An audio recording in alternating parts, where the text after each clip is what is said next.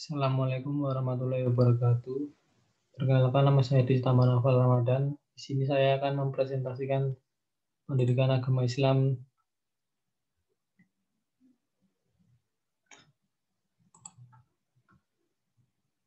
tentang pribadi bertakwa dan juga integrasi iman Islam dan ihsan dalam membentuk insan kamil. Yang pertama, pribadi bertakwa. Ciri-ciri orang bertakwa. Ketakwaan seseorang tidak bisa dilihat secara kasat mata. Berikut ini adalah beberapa ciri-ciri orang bertakwa. Yang pertama, mengerti ilmu agama. Orang yang bertakwa adalah orang yang mengerti agama. Maka dari itu terdapat sebuah riwayat yang menceritakan tentang setan yang jauh lebih takut pada orang berilmu yang sedang tidur daripada orang tak berilmu yang sedang sholat. Maka dari itu, jika ingin meningkatkan ketakwaan, tingkatkanlah ilmu agama. Menegakkan sholat. Yang kedua, orang yang bertakwa adalah orang yang selalu menjaga sholatnya, bahkan meskipun dalam keadaan tersiap-siap, ia akan tetap melaksanakan sholatnya.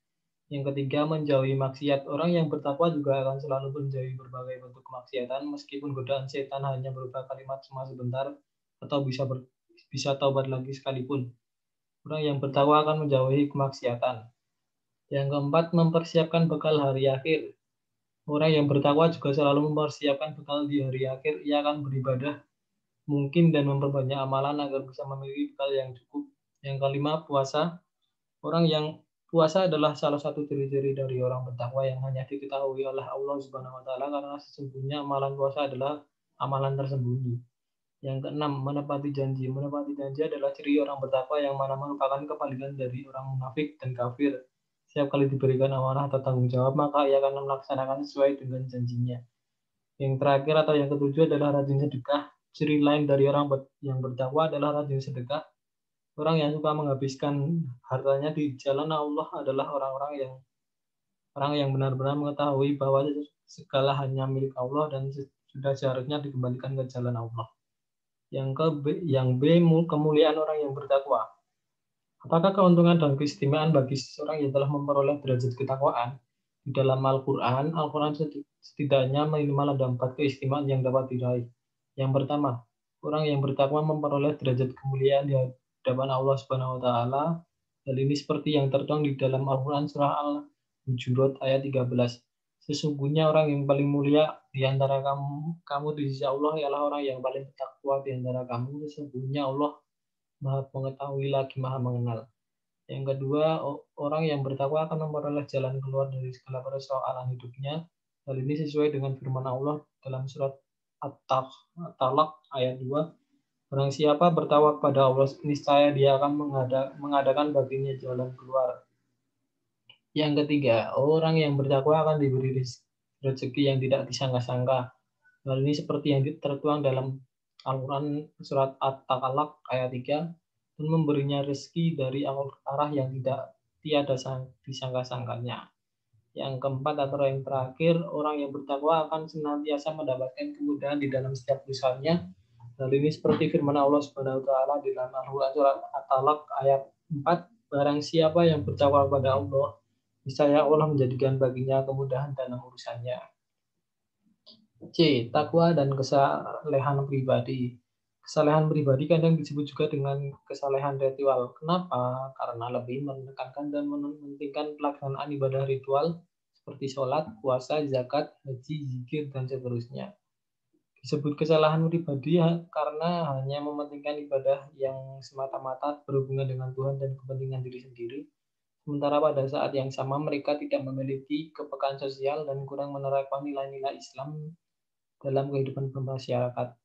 Pendek kata, kesalahan jenis ini ditentukan berdasarkan ukuran serba formal yang hanya mementingkan hablum minallah, tidak disertai dengan hablum minannas.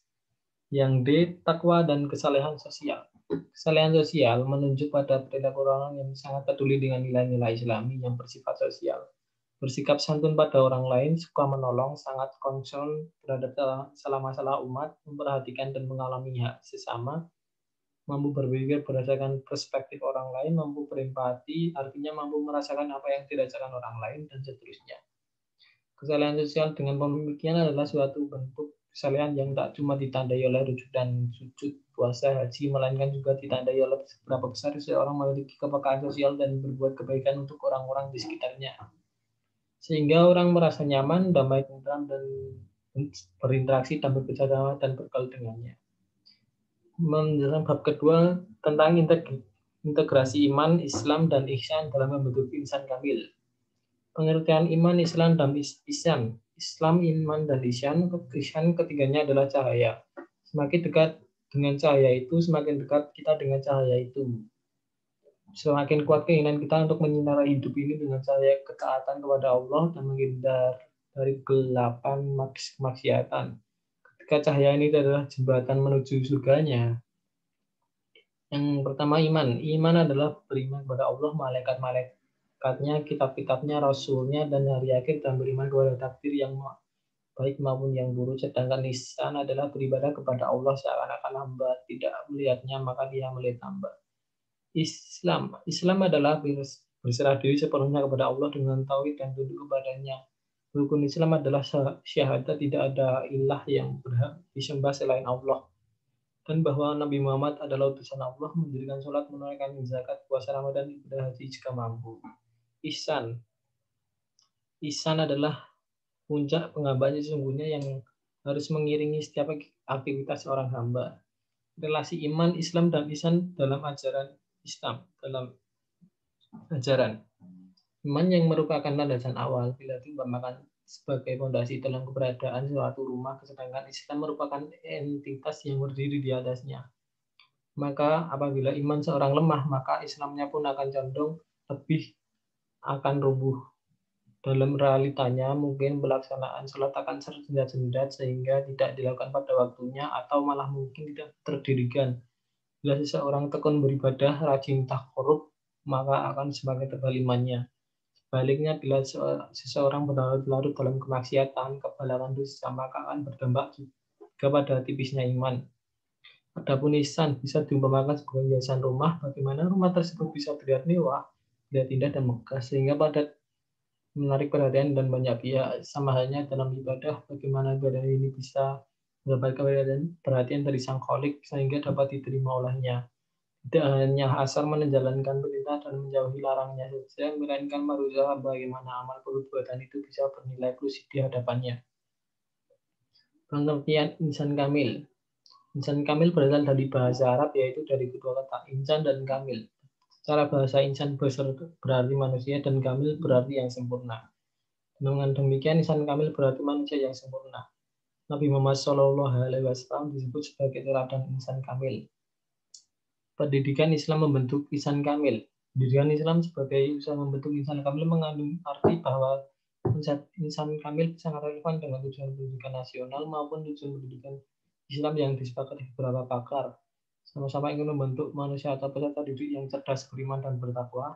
Tujuan pokok dari pendidikan Islam adalah mendidik budi pekerti dan pembentukan jiwa untuk mengembangkan potensi peserta didik agar menjadi manusia yang beriman dan bertakwa kepada Tuhan Yang Maha Esa. Berakhlak mulia, sehat, berilmu, cakap, kreatif, mandiri, dan menjadi warga negara yang demokratis serta bertanggung jawab. Demikian presentasi dari saya. Wassalamualaikum warahmatullahi wabarakatuh.